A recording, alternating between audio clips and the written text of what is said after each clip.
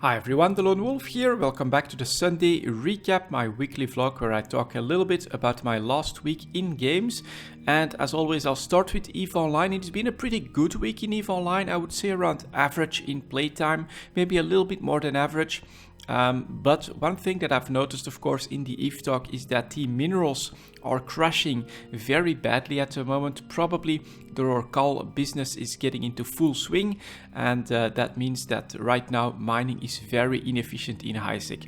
That's why I switched out a little bit towards more exploration with my Ishtar. So I refit that one so I could handle some of these Sancha sites. They are pretty tricky compared to the Serpentis sites. I find that they are a little bit tougher to do, but with sentry drones you can basically do all of those combat sites very quickly and efficiently in a very safe way as well. So that's been going decently well, especially the 3 out of 10 has been treating me very nicely in loot. Several nice faction pieces dropped there. The 4 out of 10, well, when it's a hit, it's a really good hit, like 100 million piece, but when it's not a hit, it's just completely empty. So that's been my experience with the 4 out of 10 so far, but it's been good to get back into some exploration. Actually, it's one of my favorite aspects of EVE Online, and looks like the Void is actually not a bad region to do some exploration in.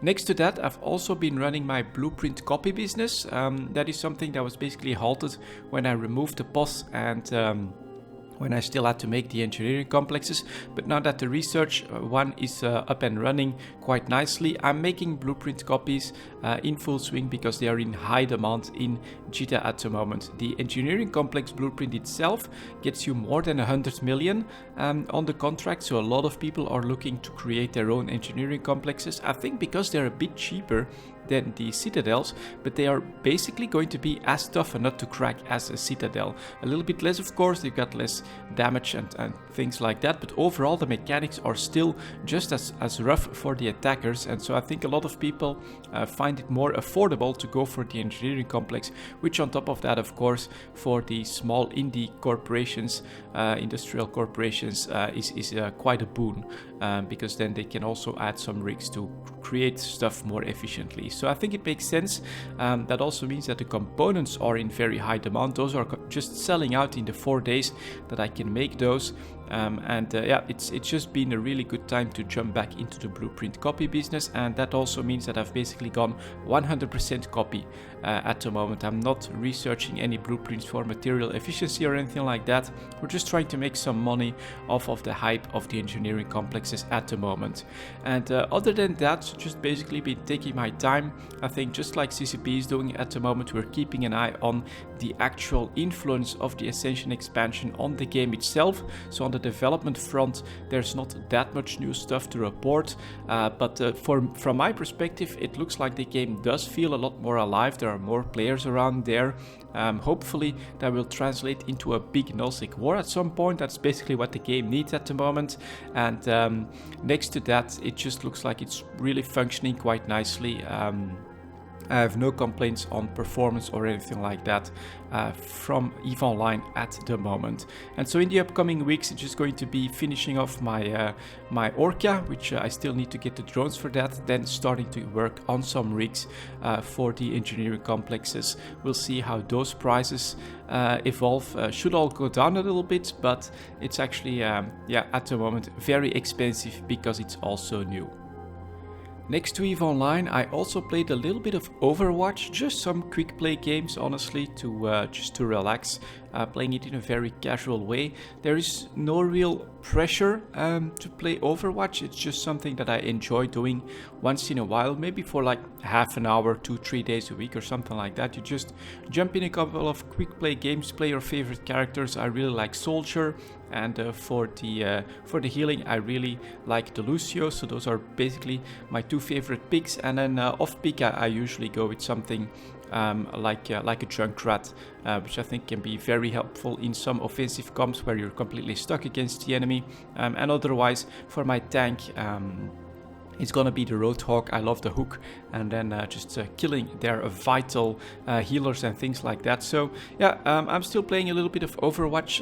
The interesting part about that is that it's basically been what's been keeping me from buying Doom. So I saw Doom at like 60% off during the weekend, and I was very hesitant, you know, because it's got great reviews.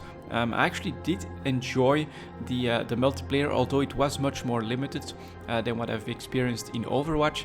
But 60% off was like 20 euros, and I was constantly like, I would like to buy it, I think, but I'm already playing some Overwatch, which is giving me my first-person shooter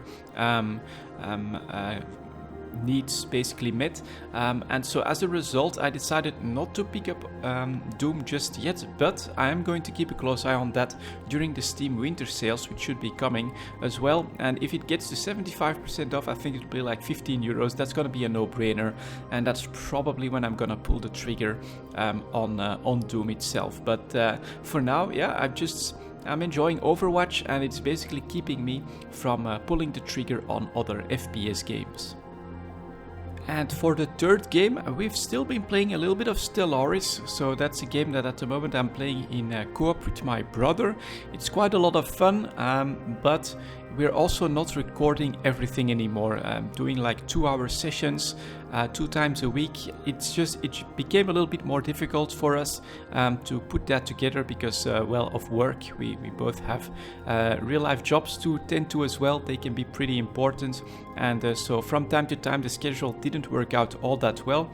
On top of that, I've not been enjoying the pacifistic gameplay all that much. So whenever we were going to war as a team there in the Stellaris game, all our people would become very unhappy. And so we're actually looking at starting a new game from a more militaristic perspective, which I think can give us a few more options to like eradicate some of those pesky low-tech species that we find on our planet, and which will hopefully give us a bit more of a way to pressure our neighbors and to actually expand in a militaristic fashion. We were basically stuck a little bit within our own little bubbles unless we would go aggressive, which was completely counter to the nature of our empire. So Stellaris is a very fun game. The replayability is actually really big, I found out now, because of course you've got all those different approaches.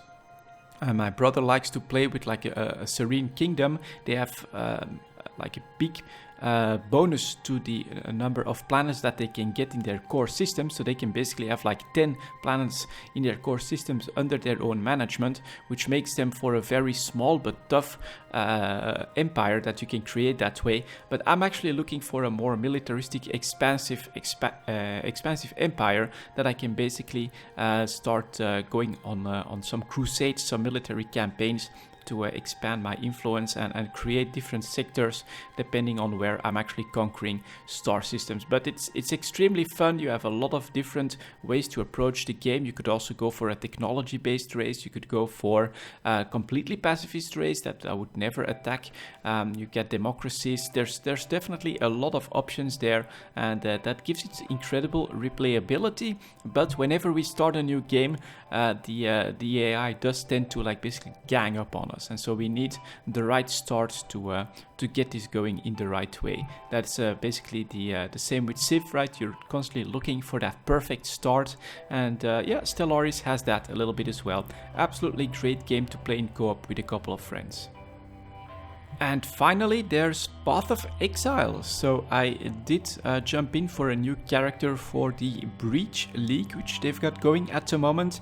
I'm not planning to take that all too seriously, to be honest. I'm gonna see this a little bit like a season of Diablo 3. I'm just gonna create a character, play that a little bit, enjoy the content, see what's new, because there's actually a lot of new stuff that I've already been discovering there that I'd never seen before. I think there's been a little bit of a graphics update because it looks a bit more polished, maybe also from a slightly closer perspective or something like that. But yeah, it's always between Diablo 3, which is very fast paced, you get through that in a very casual way, and Path of Exile, which is quite a bit more hardcore, but that of course also means that it's much more rewarding to get somewhere, to get a great drop in Path of Exile. And so for the Breach League I decided to jump in with an archer character, which I'm playing at the moment. Like I said, I'm not planning to go all hardcore with this one. I'm not planning to really play an awful lot of Path of Exile, but I do want to explore the game a little bit, and I'm gonna try to cover that a little bit as well, to find out about what's new in there, to see what the breaches are all about. So far it looks pretty damn fun, but also pretty hard potentially, and just yeah, play through the game once again to make sure that I stay in touch with it, basically, because I do hear that there is like a new expansion coming with a full new act. At that point I definitely plan to spend quite a bit more time in Path of Exile, because it is absolutely a great game with probably the best free-to-play model out there.